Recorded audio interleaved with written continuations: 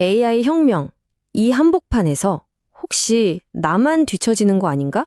이런 불안감 느껴보신 적 있으세요? 자, 그래서 AI 분야의 세계적인 석학이죠. 앤드류 응이 바로 우리 같은 사람들을 위해서 아주 명쾌한 생존 가이드를 내놨습니다. 지금부터 그 핵심만 속속 뽑아서 하나씩 파헤쳐 볼게요. 요즘 이런 생각하시는 분들 꽤 많을 거예요. GPT다, 제미나이다 해서 정말 놀랍긴 한데 요즘엔 뭐랄까 예전만큼 막 획기적인 소식은 좀 뜸한 것 같네? 그쵸? 이러다 보니 AI 혁명이 벌써 벽에 부딪힌 거 아니냐 이런 의심이 드는 것도 당연합니다. 하지만 앤드루 응은 단호하게 말합니다. 그건 거대한 착시 현상일 뿐이라고요. 아니 이게 무슨 소리일까요? 왜 우리는 AI가 멈춰섰다는 그런 착각에 빠지게 된 걸까요? 그 놀라운 진실을 지금부터 한번 들여다보겠습니다. 자, 앤드류 응의 진단은 이럽니다. 진짜 문제는 AI가 아니에요. 우리가 쓰는 점수표가 고장난 겁니다. 시험지가 너무 쉬워졌다는 거죠. 이게 무슨 말이냐면요. 한번 상상해 보세요. 전교 1등이 있어요. 이 친구가 이미 모든 시험에서 만점을 받고 있다면 밤새워서 공부를 더 해도 성적표에는 변화가 없겠죠. 지금 AI가 딱 그 상황이라는 겁니다. 성장이 멈춘 게 아니라 우리의 낡은 시험지로는 더 이상 측정이 안 될 뿐이라는 거죠. 그럼 진짜 발전은 어디서 찾아야 할까요? 바로 AI가 들어올리는 과제의 무게에서 찾아야 합니다. 옛날 AI는요, 키보드 자동 완성처럼 정말 깃털같이 가벼운 일들을 했잖아요. 근데 지금 AI는 수백 페이지짜리 보고서를 단숨에 요약하고 복잡한 코드 뭉치에서 오류를 귀신같이 잡아냅니다. 이건 거대한 바위를 들어올리는 거나 마찬가지죠. 자, 그럼 이렇게 무거운 문제를 해결하는 능력, 그 성장 속도는 어떨까요? 이게 정말 놀라운데요. 우리가 그 전설적인 무어의 법칙이라고 하죠. 반도체 성능이 2년마다 2배씩 빨라진다는 거예요. 근데 AI의 이 능력은요. 무어의 법칙보다 무려 3.5배나 더 빠릅니다. 이건 압도적이라는 말밖에는 할 수가 없네요. 이 속도를 좀 더 피부에 와닿게 이해하려면 더블링 타임이라는 개념을 알아야 해요. 말 그대로 어떤 능력이 2배로 강해지는 데 걸리는 시간을 뜻합니다. 자, 이 타임라인을 보시면 지금 속도가 얼마나 비현실적인지 바로 감이 오실 겁니다. 과거 기술 발전의 기준, 무어의 법칙은 더블링 타이밍 24개월, 그러니까 2년이었죠. 근데요, 일반적인 AI 과제 해결 능력은 단 7개월 만에 2배가 됩니다. 1년도 안 돼서요. 자, 근데 진짜 충격적인 건 바로 코딩 능력입니다. 단 70일, 2달하고 열흘 만에 코딩 능력이 2배로 폭증하고 있다는 겁니다. 이건 정말 엄청난 속도죠. 네, 이렇게 빛의 속도로 발전하는 코딩 능력. 이게 개발자나 창작자들에게 대체 뭘 의미하는 걸까요? 이제부터가 진짜 중요한 이야기입니다. 앤드류 응은 아주 단호하게 말합니다.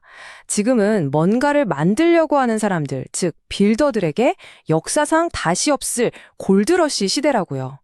이게 무슨 뜻이냐면 AI가 우리 일자리를 빼앗는 위협이 아니라 오히려 우리 손에 엄청나게 강력한 새 도구를 쥐어주는 거대한 기회의 시대라는 겁니다.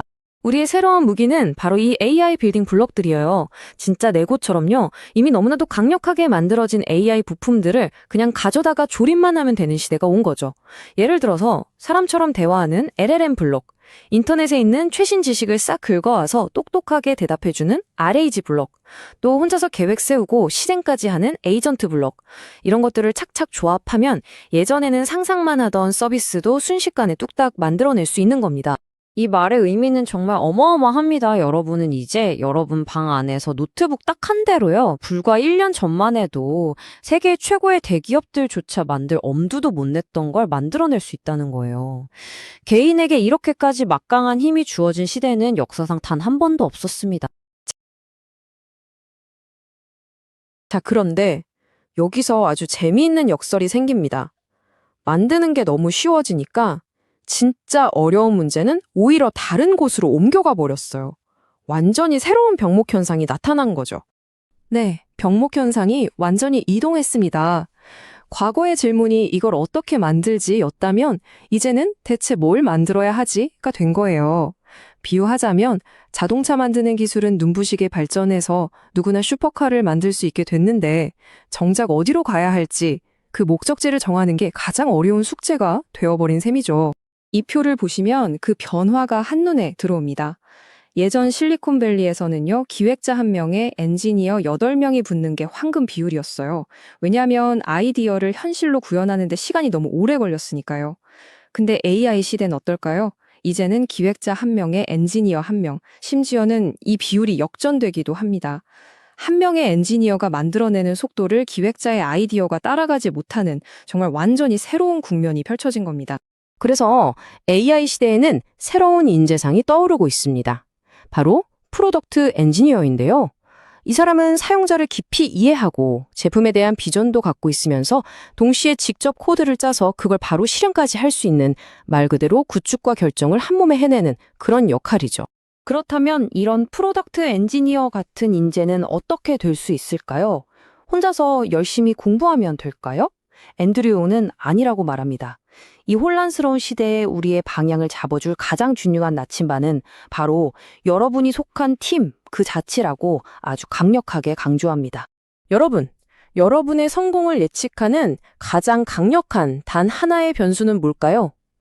지능? 노력? 아니요. 바로 여러분 곁에 누가 있느냐입니다. 우리는 알게 모르게 주변 동료들의 생각, 일하는 방식, 그 실력을 스펀지처럼 흡수하면서 성장하는 존재이기 때문이죠. 그럼 좋은 팀은 어떻게 알아볼 수 있을까요? 앤드류응이 이런 위험 신호들은 꼭 피하라고 조언합니다. 첫째, 면접 볼 때 당신이 일할 팀을 끝까지 안 보여준다. 둘째, 당신의 직속 상사가 될 사람이 누군지 명확하게 말을 안 해준다. 셋째, 우리 회사 이름 좋지 않냐며 브랜드만 내세운다. 넷째, 일단 뽑아서 아무데나 배치하는 공채 방식이다. 이런 신호가 보이면요, 조심해야 합니다. 그건 여러분을 성장시켜줄 팀이 아니라 아무도 가기 싫어하는 부서에 부품처럼 끼워 넣겠다는 뜻일 수도 있으니까요. 핵심은 이겁니다. 브랜드가 아니라 팀을 선택해야 합니다. 아무리 반짝이는 회사 로고라도 그게 여러분의 실력을 키워주진 않아요. 오히려 좀 작고 이름 없는 스타트업이라도 최고의 동료들과 함께하는 것. 그것이야말로 여러분의 커리어를 성층권까지 쏘아올릴 가장 강력한 로켓이 될 겁니다. 자, 그럼 이 모든 걸 알게 된 우리는 오늘 당장 뭘 해야 할까요? 앤드류응이 제시하는 AI 시대의 행동 원칙은 놀라울 만큼 간단하고 명확합니다. 그의 핵심 메시지는 바로 이겁니다. 그냥 배우기만 하지 마세요. 당장 가서 무언가를 직접 만들어 보세요. 지금은요, 우리 머릿속에 있는 아이디어를 현실로 만드는 데 필요한 모든 도구가 이미 우리 손에 쥐어져 있는 정말 역사상 가장 위대한 기회의 시대입니다. 무엇보다도 좋은 건 지금은 실패의 비용이 역사상 가장 저렴하다는 거예요. 새로운 아이디어를 한번 시도해 봤다가 잘 안 된다고 해도 우리가 잃는 건 뭘까요? 기껏해야 주말 시간 정도죠. 리스크는 거의 제로에 가까운데 그 과정에서 얻는 배움과 경험의 가치는 정말 값을 매길 수 없을 정도로 큽니다. 그리고 앤드류응은 조금 논란의 여지가 있을 수 있지만 아주 중요한 진실 하나를 이야기합니다. 만약 당신이 그럴 수 있는 여건과 환경에 있다면 정말 지독할 정도로 열심히 집중해서 일하라는 겁니다. 물론 모든 사람이 그럴 수 있는 건 아니죠. 하지만 만약 당신에게 그런 행운이 주어졌다면 그 압도적인 몰입과 노력이 바로 세상을 바꿀 수 있는 가장 큰 차별점이 될 거라는 이야기입니다. 실패의 대가가 고작 주말 며칠이라면 여러분은 무엇을 만들어 보시겠어요? 이 질문은 오늘 분석을 마무리하면서 여러분 각자에게 던지는 도전입니다. 자, 이제 여러분의 차례입니다.